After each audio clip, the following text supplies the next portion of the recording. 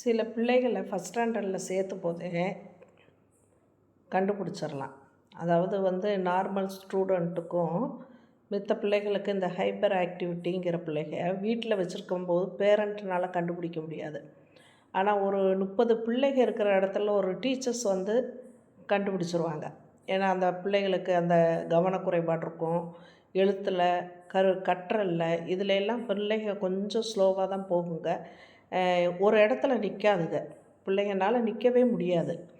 அதை பேரண்ட்னால கண்டுபிடிக்க முடியாது. பேரண்ட் 2 பிள்ளைகள வச்சுருக்கனால ரொம்ப சேட்டை பண்ணுதுன்னு தான் நினைப்பாங்க. ஆனால் இதுக்கு உரிய ஸ்பெஷல் டீச்சர்கிட்ட நாங்கள் சொல்லி பேரண்ட்டை கன்வின்ஸ் பண்ணி சில பேர் ஏற்றுக்குவாங்க, சில பேர் இப்போ என் பிள்ளை நல்லா தான் இருக்குன்னு வேறு ஸ்கூலில் நான் பிள்ளைங்க நல்ல பிள்ளைங்க தான், அதில் எல்லாம் குறையே சொல்ல மாட்டேன். மூளையோட செயல்பாடு அப்படி இருக்கும். அப்புறம் அதுக்குரிய சர்டிஃபிகேட் வாங்கி எத்தனை பெர்சன்டேஜுங்கிறத பார்த்து அந்த ஸ்பெஷல் டீச்சர் தான் அவங்களுக்கு எப்படிங்கிறத மேனேஜ் பண்ணுவாங்க.